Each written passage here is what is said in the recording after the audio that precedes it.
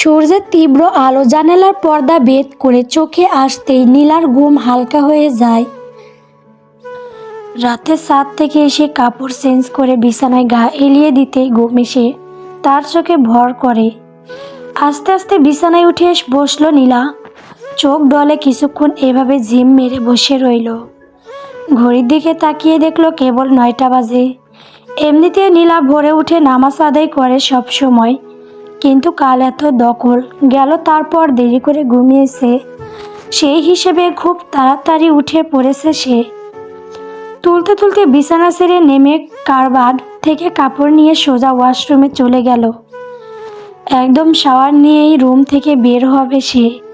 লাইলা ইসলাম রুটি বেলছেন, তার পাশে দাঁড়িয়ে তাওয়ার রুটি সেকছেন তার বড় যা ইরিন, এবং পাশের চুলায় সবজি রান্না করছেন তাদের ছোট যা রুবিনা আক্তার। 3 যা আপন 3 বোনের মতন। তাদের মাঝে যেমন ভালোবাসা আছে তেমনি মনোমালিন্য আছে, কিন্তু নিজের সমস্যা নিজেরাই মিটিয়ে নেন। শ্বশুরমশাই নীলার জন্মের আগেই মারা যান এবং শাশুড়ি মারা যান যখন নীলার বয়স ছিল কেবল 4। শাশুড়ির ইচ্ছে ছিল নীলাকে নিজেদের মাঝেই বিয়ে দিবেন, তাই মৃত্যু শয্যায় থাকা অবস্থায় আরজি জানিয়ে যান যে ইরফানের সাথে যেন নীলার বিয়ে দেওয়া হয়, এবং পরিবারের সবাই এতে দ্বিমত পোষণ করেন না।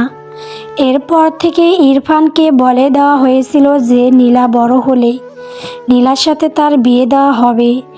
ইরফানের বয়স ছিল তখন কেবল 10। এই সম্পর্কে অনেকটা ধারণা ছিল, তাই সেও রাজি হয়ে যায়।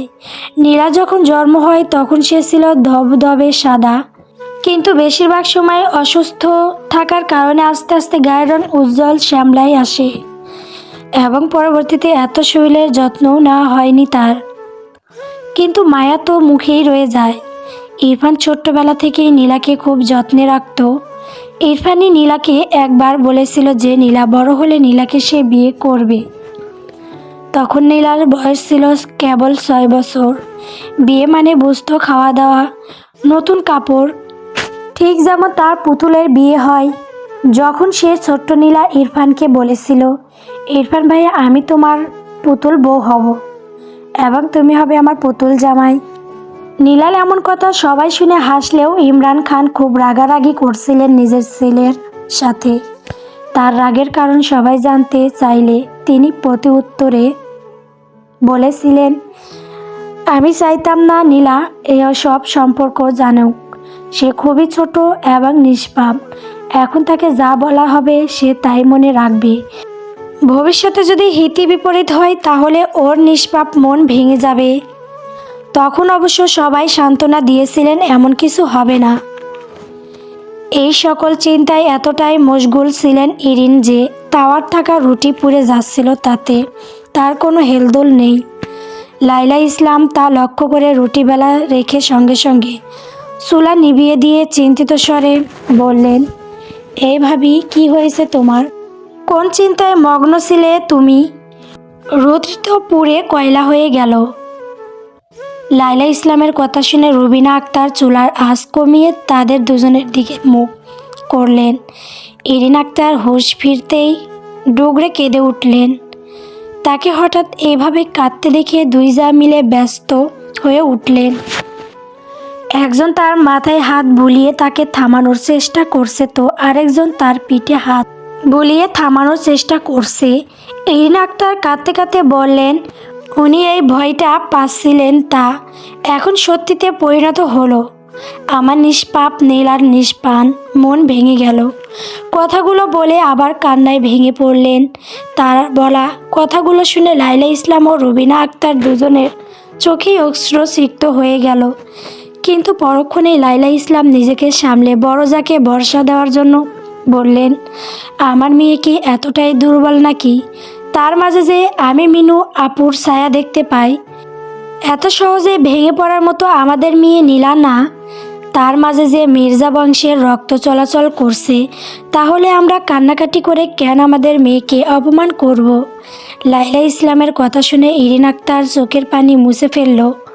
তারপর ঠোঁটে হাসি বজায় রাখার চেষ্টা করে বললেন, ঠিকই বলেছিস তুই, আমাদের মেয়ে তো কোনো দোষ করেনি, তাহলে সে কেন কষ্ট পাবে? আমি পরের মেয়েকেও দোষারোপ করব না। সকল দোষ আমার নিজের ছেলের, যে নিজের জীবন নিজ হাতে নষ্ট করেছে। তার পাপের ফল সে ঠিকই পাবে। রুবিনা আক্তারও বড় দুই জায়ের কথাই সায় দিয়ে বললেন, হয়েছে, এখন তাড়াতাড়ি রান্না করো তো, এমনিতেই দেরি হয়ে গেছে, সবারই তো ক্ষুধা লাগেছে। আর তোমার ছেলে এবং তোমার বউকেও তো দেখছি না। এই নাকটার আবার চুলা ধরিয়ে রুটি সেঁকতে সেঁকতে বললেন, তাদের জীবন তারা বুঝে নিবে, তাদের নিয়ে আমার মাথা ব্যথা নেই। কামিং। নিজের কেবিনে বসেছিল মিহাল। দরজায় নক শুনতেই আসার অনুমতি দিল। দরজা খুলে ভেতরে প্রবেশ করল লিসা। পুরো নাম লিসা কায়নাত। সে এই ইউনিভার্সিটির একজন স্টুডেন্ট। অনার্স 3য় বর্ষে অর্থনীতি নিয়ে পড়েছে। তার বাবা মিস্টার ইমন কায়নাত এই ইউনিভার্সিটির অধ্যাপক। বলতে গেলে এই ইউনিভার্সিটিতে তার মন মির্জিতে হয় অনেক কিছুই। সে আবার মিহালকে প্রশ্ন করে। মিহাল যখন প্রথমবার তাদের ক্লাস করেছিল তখনই সে মিহালকে দেখে ক্রাশ খেয়েছিল। এরপর থেকে ক্লাসেই যেই মেয়ে মিহালের দিকে তাকাতো সে তাদের হুমকি দিত। কিন্তু তার আফসোস একটাই, মিহাল তার দিকে কখনোই তাকাতো না। দেখতে সে যথেষ্ট সুন্দর, গায়ের রঙ লাল সুন্দর, কোমর সমান চুল লেয়ার কাটিং করা, লালচে চুল সূর্যের আলোকে চিকচিক করে। ইউনিভার্সিটির সকল ছেলে তার পিছন ঘুরে।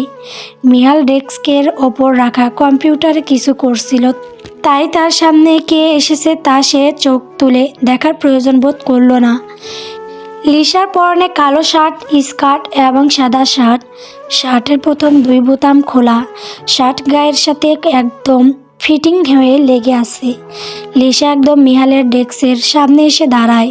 মিহাল তাকে চোখ তুলে না দেখায় সে মনে মনে রেগে যায়, কিন্তু নিজের রাগ কন্ট্রোল করে মিষ্টি স্বরে বলতে শুরু করলো, sir, I am Li. Lisa নিজের কথা সম্পূর্ণ করার আগে মিহাল নিজের পুরুষালী গম্ভীর কণ্ঠে বলল, I am not interested in your name. Just tell the reason why you come here. মিহালের এমন রর আচরণে গা জ্বলে উঠল লিসার। সে কিছু না বলেই হনহনিয়ে রুম থেকে বের হয়ে গেল। মিহাল একবার তাকিয়ে দেখার প্রয়োজনও মনে করল না। বাড়ির সকল পুরুষরা খাওয়া দাওয়া করে বের হয়ে গেছে বাড়ি থেকে। এখন বাড়ির মহিলারা এবং মেয়েরা বাকি। নীলা গোসল করে ছাদে চলে গিয়েছিল, কিন্তু ছাদে গিয়ে দেখলো ইরফান ছাদে থাকা ছোট্ট চৌকি, যেখানে মূলত সবাই বসে আড্ডা দেয়, সেখানে শুয়ে ঘুমাচ্ছে আর শীতে কাঁপছে। কিন্তু আশ্চর্যজনকভাবে নীলার বিন্দুমাত্র খারাপ লাগলো না। নীলা যতই বাইরে থেকে শক্ত থাকুক না কেন, মন তার খুব নরম। এমন অবস্থায় যে কোনো মানুষকে দেখলেই তার খারাপ লাগতো। আর সেই জায়গায় তো তার প্রাণপ্রিয় ইরফান, যার জন্য সে কোনো একসময় নিজের জান দিয়ে দিতে প্রস্তুত ছিল। কিন্তু নীলার মন মানসিকতা অনেকটাই ভিন্ন। যাকে ভালোবাসবে তার কাছ থেকে ভালোবাসা না পেলেও তার জন্য সে অনেক কিছু করতে রাজি। কিন্তু যদি নিজের সব থেকে ভালোবাসার মানুষের কাছ থেকে একবার আঘাত পায়, তাহলে তার দিকে ফিরে তাকাতেও সে রাজি না। এখন যেমন ইরফানের জন্য তার বিন্দুমাত্র কষ্ট হচ্ছে না। ছাদে না থেকে আবার নিজের ঘরে চলে আসলো। বারান্দায় তাওয়াল শুকাতে দিয়ে কিছুক্ষণ সেখানে দাঁড়িয়ে রইল। নিজেকে এমন শক্ত থাকতে দেখে নিজেকে নিজেই প্রশ্ন করল, কই, আমার তো বিন্দুমাত্র কষ্ট হচ্ছে না। আফসোস হচ্ছে যে নিজের মূল্যবান সময়, মূল্যহীন অনুভূতি, ভালোবাসা প্রতারকদের জন্য নষ্ট করেছি। কিন্তু একটুও কষ্ট হচ্ছে না ধোঁকা পেয়ে, বরং নিজেকে ভাগ্যবতী মনে হচ্ছে, কারণ প্রতারকদের আমি চিনতে পেরেছি এবং এর সাথে সাথেই মানুষকে ভালোবাসা কিংবা বিশ্বাস করার সাহস হারিয়ে ফেলেছি। কথাগুলো বলে নীলা এক দীর্ঘ নিঃশ্বাস ছাড়ল। চুল শুকিয়ে মুখে ক্রিম, শরীরে লোশন লাগিয়ে মাথায় ঘোমটা দিয়ে নিচে চলে গেল। সে বরাবরই শালীনভাবে চলতেই পছন্দ করে। তার মতে চুল বের করে মানুষকে দেখিয়ে হাঁটলেই সেটা স্টাইল হয়ে যায় না। গতকাল রাতেও তো শাড়ির সঙ্গে ম্যাচিং করে হিজাব পরেছিল এবং বিয়ের দিনও হিজাব না পরলেও মাথায় ঘোমটা দিয়েছিল। নীলা আস্তে আস্তে রুম থেকে বের হয়ে নিচে চলে গেল। ইরফানের ঘুম ভাঙল ইবাদের ডাকে। ইবাদ ছাদে এসে নিজের বড় ভাই ঠিক হয়ে শুয়ে থাকতে দেখে হাসলো। তারপর বলল, ঠিকই আছে, রাজকন্যাকে রেখে যদি শাকচুন্নিকে বিয়ে করা হয় তাহলে কপালে ছাদে থাকেই লেখা আছে। কথাগুলো বলেই নিজের ভাইকে ডাকতে লাগলো। ইরফান আস্তে আস্তে উঠে বসলো। মাথা তার ভার হয়ে আছে, ঠিকমতো ঘুম হয়নি রাতে। তার উপর আবার রাতে শীত লেগেছিল ভীষণ। ইবাদ ভাইয়ের এমন অবস্থা দেখে খোঁচা দিয়ে বলল, যেমন কর্ম তেমন ফল থেকে বলেই ছাদ থেকে নামার জন্য দৌড় দিল। দীর্ঘ নিঃশ্বাস ছাড়ল। কাল নীলার বলা কথায় সে ভীষণ আঘাত পেয়েছিল। তার নীলা কখনোই তাকে আঘাত দিত না। সেই ছোট্টবেলা থেকে যদি সে ব্যথা পেত তাহলে তার কষ্ট দেখে নীলা কান্নাকাটি করত। তার জ্বর হইলেই তার মায়ের সাথে নীলাও সারা রাত জেগে তার সেবা করত, ছোট্ট ছোট হাত দিয়ে মাথা টিপে দিত। অথচ কাল এমনভাবে অপমান করার পর একবারও তার দিকে না তাকিয়ে ছাদ থেকে হনহনিয়ে চলে গেল। আর যাকে বিয়ে করে এনেছে সে একবারও তার খোঁজ খবর নিল না। ইরফান আর বসে না থেকে নিজের রুমের উদ্দেশ্যে চলে গেল। নিজের ঘরে গিয়ে দেখলো আরশি নীলার এক জামা পরে বসে বসে বিছানায় ফোন চালাচ্ছে। ইরফানকে একবার দেখে তারপর আবার ফোনে মনোযোগ দিল। একবারও জিজ্ঞেস করলো না সে সারা রাত কোথায় ছিল। ইরফান আরশির সামনে গিয়ে জিজ্ঞেস করলো, নীলার জামা তুমি কেন পরছো? আরশি নির্বিঘ্ন ভঙ্গিতে বলল, বিয়ে করার সময় তো আর কোনো কাপড় নিয়ে আসিনি, আর তোমার শার্ট পরে তো আর সবার সামনে যেতে পারবো না, তাই নীলার রুমে গিয়ে তার কাবার্ড থেকে জামা বের করে নিয়ে এসে পরে ফেলেছি। তার সব কিছু তো আমার জানা। ইরফান অবাক হলো, তারপর বলল, নীলার অনুমতি নিয়েছো? আর সে এসে উঠল, তারপর বলল, নীলাকে ঠকিয়ে আমার কাছে আসার সময় তুমি কি একবারও নীলার অনুমতি নিয়েছিলে? ইরফান স্তব্ধ হয়ে গেল। তার ভেতরে দিয়ে এক ঝড় বয়ে গেল। ভেতরটা কেমন খা খা করে উঠল।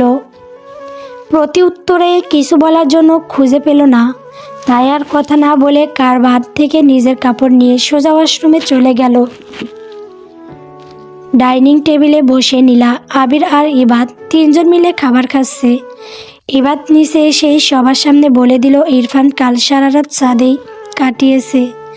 কথাটি শুনে সকলের নীলার দিকে দৃষ্টিপাত করলো, কিন্তু নীলা নিজের মতো খাবার খাচ্ছিল, এমন ভাব করছিল যেন সে কিছুই শুনেনি, অথচ কিছুক্ষণ আগে সে নিজ চোখেই দেখে এসেছিল। সবাই নীলার ঠান্ডা ব্যবহার দেখে নিশ্চিন্ত হলো যে তাদের মেয়ে অনেক আগেই নিজেকে সামলে নিয়েছে, তাই কেউ আর এই বিষয়ে কোনো কথা বলল না। সিঁড়ি দিয়ে নবদম্পতি নেমে আসছে, কেউ তাদের দিকে তাকিয়ে দেখার প্রয়োজন মনে করলো না। সবাই মিলে একসাথে খেতে লাগলো। ইরফান এসে নীলার সামনাসামনি বসলো, দৃষ্টি তার নীলার দিকে আটকে আছে। আরশি ইরফানের পাশের চেয়ারে বসলো। ইবাদ খেয়াল করলো আরশি নীলার জামা পরেছে, যা তার মোটেও পছন্দ হলো না। তাই আরশি দিকে ব্রুজোরা কুচকে তাকিয়ে জিজ্ঞেস করলো, এই মহিলা, আপনি আমার নীল আপুর জামা কেন পরেছেন?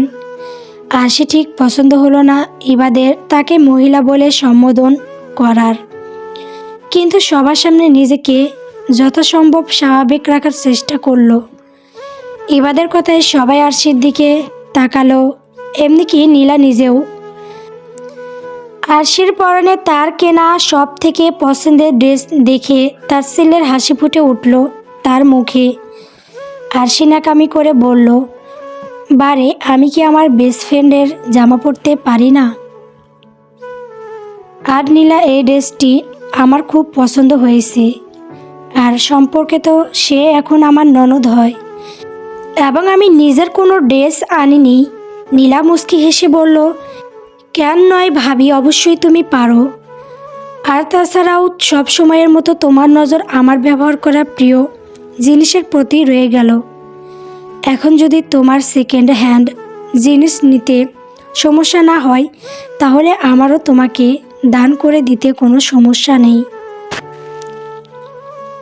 সেকেন্ড হ্যান্ড জিনিস আবার আমার স্ট্যান্ডার্ড এর সাথে যায় না, তুমি বরং তোমার কাছে রেখে দাও।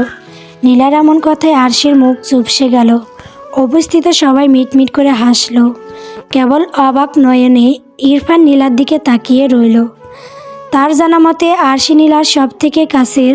নীলা আরশির জন্য নিজের অনেক পছন্দের জিনিস বিসর্জন করেছে। কেউ যদি আরশির দিকে তুলে তাকিয়ে কথা বলেছে তাহলে নীলা তার প্রতিবাদ করেছে।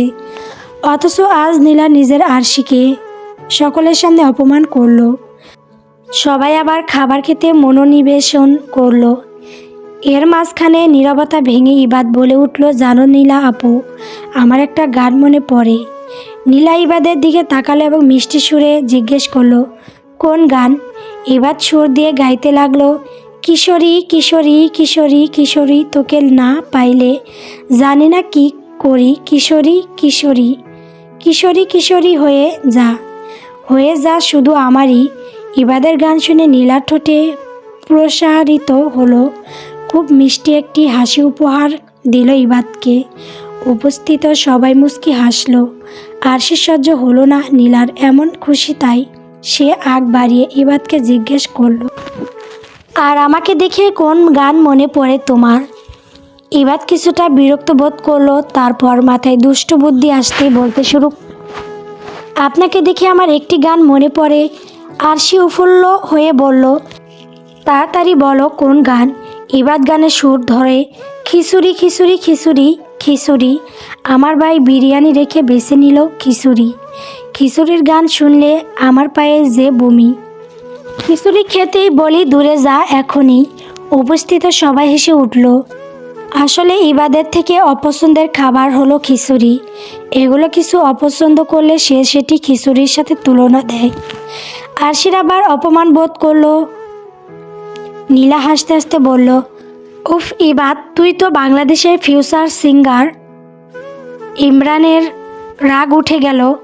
একেই কাল রাতের করা নীলার কাজ, তার ওপর তার অপছন্দের জিনিস করা, আবার আরশির ওপরেও রাগ উঠেছিল। সব মিলে এখন জোর গলায় বলে উঠল, মানলাম আমি তোকে বিয়ে করিনি নীলা, তাই বলে তুই কষ্ট পেয়ে নিজের হিতাহিত জ্ঞান হারিয়ে ফেলবে তাই আমি ভাবতে পারিনি। তোকে আমি কি করে সামলাবো? ইরফানের এমন নির্লজ্জ মার্কা কথাবার্তায় উপস্থিত সবাই অবাক দৃষ্টিতে ইরফানের দিকে তাকিয়ে আছে। কেবল আরশির ঠোঁটে হাসি। ইরিন আক্তার নিজের ছেলেকে কিছু বলতে যাবেন তার আগেই লাইলা ইসলাম তাকে ইশারা দিয়ে থামিয়ে দিলেন। তিনি দেখতে চান তার মেয়ে প্রত্যুত্তরে কি বলে। নিরাশ শব্দ করে হেসে উঠল ইরফানের কথায়। তার হাসি দেখে উপস্থিত সবাই অবাক হয়ে বক গেল। তারপর নিজের হাসিকে নিজের আয়ত্তে এনে ইরফানের চোখে চোখ রেখে বলল, পুরুষ মানুষদের যদি সোনার থালা দান করা হয় তাহলে তারা সেই থালা নিয়ে বেহায়াদের মতো ভিক্ষা করে বেড়ায়, আর সেই জায়গায় তো আমি নিজেই ডায়মন্ড ছিলাম। তোমার মতো এমন কাপুরুষ আমাকে কি করে সামলাতো? ইরফান ভাই। নীলার বলা কথা শুনে ইরফানের মুখে তোলা খাবার গাল দিয়ে নামে না। আরশি অবাক দৃষ্টিতে নীলার দিকে তাকিয়ে আছে। বলার মতন ভাষা হারিয়ে ফেলেছে। আর উপস্থিত বাকিরা অট্ট হাসিতে ফেটে পড়ে। ইমরানের মুখ লজ্জায় এবং রাগে লাল হয়ে যায়। খাবার না খেয়েই সে চেয়ার থেকে উঠে নিজের রুমে চলে যায়। আর সে এখনো নীলার দিকে তাকিয়ে আছে।